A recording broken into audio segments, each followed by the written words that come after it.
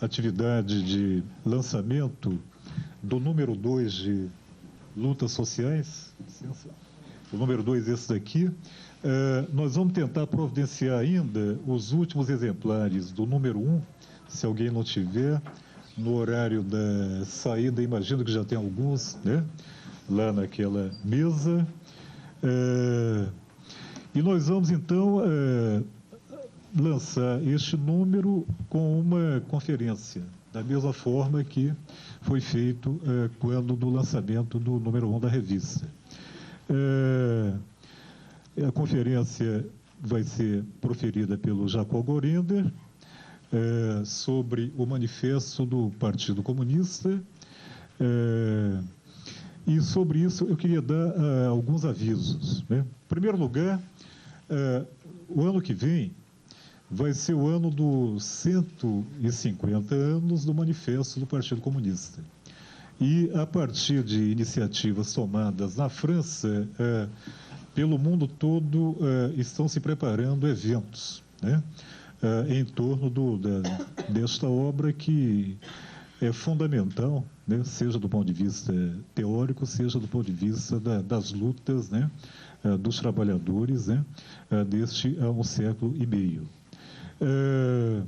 Então, a gente já considera esta conferência do Jacob Gorender como um evento, né, parte desta programação que se está fazendo no Brasil acerca dos 150 anos do Manifesto do Partido Comunista. Inclusive, já se estruturou, né, muita coisa sobre isso em termos de Brasil e de São Paulo, e daqui a pouco a Bia dará alguns informes sobre este assunto. Então, esse é o primeiro ponto.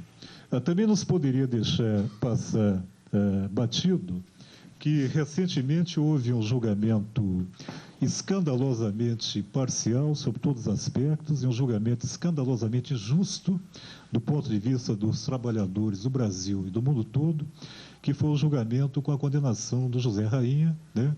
Também será dado um informe sobre isso, mas a gente já deixa de cara, já marcada a posição, né, de protesto irrestrito contra esse tipo de julgamento. Essa atividade ela é promovida pelo Núcleo de Estudos de Ideologias e Lutas Sociais, que é aqui da PUC São Paulo, e que tem a preocupação de articular o trabalho de pesquisa à crítica social.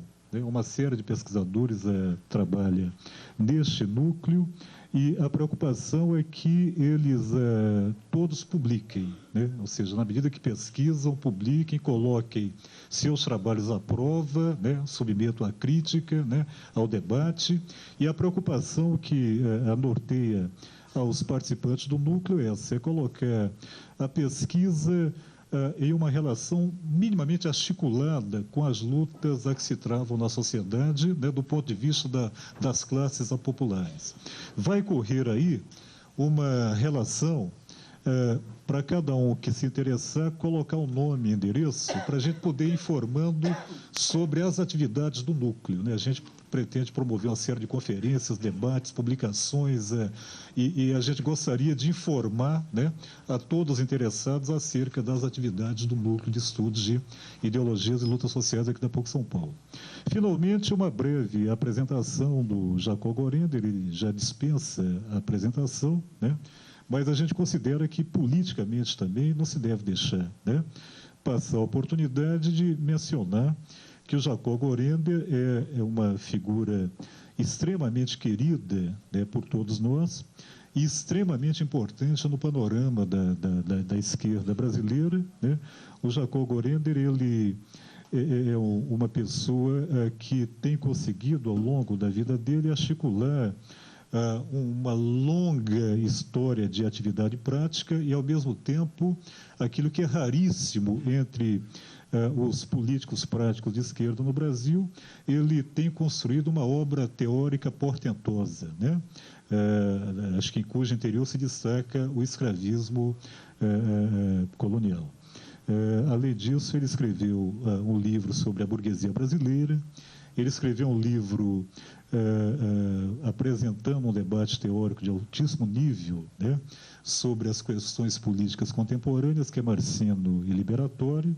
Ele escreveu um livro que é um pouco autobiográfico, mas é em grande parte análise da política brasileira desde o início dos anos 60, que é o Combate nas Trevas, e ele, este ano, parece que tem boas surpresas também, em termos de livros a preparar para nós. Inclusive, ele está trabalhando em um projeto que, no fundo, é uma reflexão sobre a política no século XX. Então, sem maiores detalhes, a gente quer dizer que é de extrema importância a presença dele conversando com a gente, discutindo com a gente, até porque o Gorender não é um monumento. Ele é uma pessoa extremamente criativa e uma pessoa que se põe para o debate com uma disponibilidade muito grande, o que é muito bom para todos nós. Então, antes de passar a palavra a ele e deixar a mesa com ele, a Cássia e a Joana, eu queria passar a palavra rapidamente para a Bia, para ela dar, então, alguns informes sobre essas atividades em torno dos 150 anos do Manifesto do Partido Comunista. Obrigado. Abrimos a conferência, ele vai falar 1 hora, é isso, e depois a gente abre para o debate, tá bom?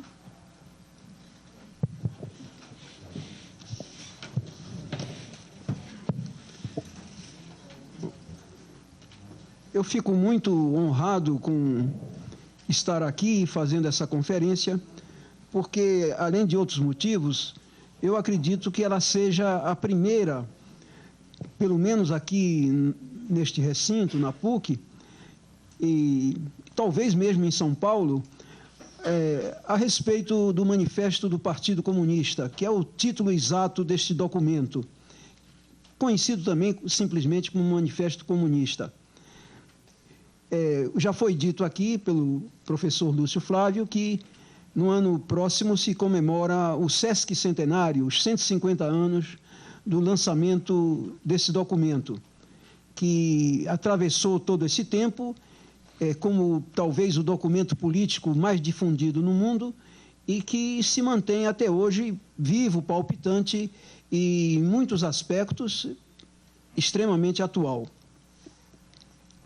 Sendo, como eu digo, certamente a primeira conferência, eu acreditei que seria de minha obrigação, pelo menos numa parte dela, situar historicamente esse documento, em que condições ele surgiu e o que ele significou no momento em que foi redigido e publicado. Isso é importante porque, para os que conhecem, talvez seja desnecessário, mas acredito que os mais jovens, que são os estudantes aqui dessa universidade, não terão ainda, talvez, uma informação suficiente a respeito. O Manifesto Comunista, Manifesto do Partido Comunista, foi lançado em nome de uma organização que se chamava Liga dos Comunistas, uma organização de trabalhadores alemães, principalmente trabalhadores exilados, que viviam em Paris, na França, e um pouco também em Londres, na Inglaterra. Essa liga se chamou antes Liga dos Proscritos, Liga dos Justos, e acabou se chamando Liga dos Comunistas. Marx e Engels, que eram jovens naquele momento, Marx teria uns 30 anos, Engels um pouco menos, já eram, entretanto, os criadores de uma doutrina que ficou sendo conhecida como marxismo posteriormente, materialismo dialético histórico, enfim, tem essa denominação. Mas não eram ainda figuras com a projeção que adquiririam mais tarde. Eles entraram nessa Liga dos Comunistas uns 6 meses, em meados de 47. Se tornaram membros dessa organização. Em que circunstâncias essa organização trabalhava? Em 47, 1847, se sentia já que se aproximava uma tormenta revolucionária na Europa. Uma tormenta que abrangeria os principais países do continente, não a Inglaterra, que era um país capitalista estável, já com sua revolução burguesa realizada, mas, sobretudo, os países que ainda estavam vivendo sob monarquias absolutistas. Era um movimento fundamentalmente antimonárquico, democrático e com algumas tinturas já de reivindicações socialistas procedentes de uma classe operária que já tinha suficiente corpo, né, materialidade para aparecer na cena política. Era, portanto, um clima que iria abranger a França, a Alemanha, a Áustria, a Itália e a Hungria e mais alguns países, provocando insurreições e lutas políticas armadas, mas que não tinha ainda uma radicalidade socialista. Isso não se pode pensar nas condições do 48 do século passado. Aí é necessário compreender também o que era a classe operária naquele momento, para que não tenhamos visões anacrônicas transportando intelectualmente o que é a classe operária hoje para o que era há 150 anos atrás. Na verdade, uma classe operária industrial só existia naquele momento na Inglaterra, que foi a pioneira da Revolução Industrial. Ali já existiam fábricas grandes para a época, não para os dias de hoje, onde já se aglomerava um proletariado industrial. Na França ainda era um país de manufaturas, de oficinas, um tanto meio artesanais. E na Alemanha nem se fala, a classe operária estava em gestação inicial. Mas já se fazia sentir, já havia um proletariado textil que fazia greves, enfim, já tinha presença e isso teve influência no pensamento de Marx e de Engels. Para se ter uma ideia do que era o ambiente, digamos, operário, entre aspas, naquela época, basta dizer o seguinte, que nessa Liga dos Comunistas, que era uma liga de militantes ativistas, que enfrentavam a polícia, atuavam clandestinamente, difundiam documentos e assim por diante, foram pioneiros do socialismo na Alemanha e, de certo modo, também na Europa, mas o grosso dessa liga era constituído de alfaiates, quer dizer, de artesãos, tipicamente artesãos. Os que não eram alfaiates eram marceneiros, relojoeiros, nenhuma categoria propriamente fabril. Então, isso tem uma importância na caracterização do momento político, social e revolucionário em que Marx e Engels iriam elaborar esse documento. Eles elaboraram, como eu disse, em nome dessa Liga dos Comunistas. Essa Liga realizou um congresso em novembro de 47 e aí incumbiu Marx e Engels, que eram intelectuais, com uma formação cultural extraordinária, incumbiram os dois de redigir esse documento, que Marx finalmente entregou já redigido, Marx e Engels entregaram já redigido ali pela altura de fevereiro de 48. Aí nós temos que nos deter na evolução de Marx e de Engels, deles próprios. Não vou aqui entrar em muitos detalhes, e certamente nas conferências posteriores tudo isso vai ser esmiuçado, mas naquele momento em que redigiram o manifesto, Marx e Engels já tinham elaborado a concepção que veio a se chamar mais tarde de marxismo.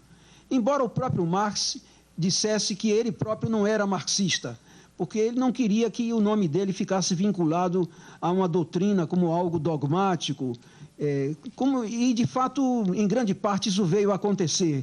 A premonição dele tem sua razão de ser. Mas, enfim, se consagrou assim. Essa doutrina já estava no seu fundamental elaborado em 47. Considera-se que o marco inicial do marxismo, ou como Althusser diria depois, a ruptura epistemológica, está na obra de Marx e Engels, A Ideologia Alemã. Uma obra que eles escreveram em 45, mas que não foi editada naquele momento. Não encontrou editor. E que só veio a público quase 100 anos depois, em 1932.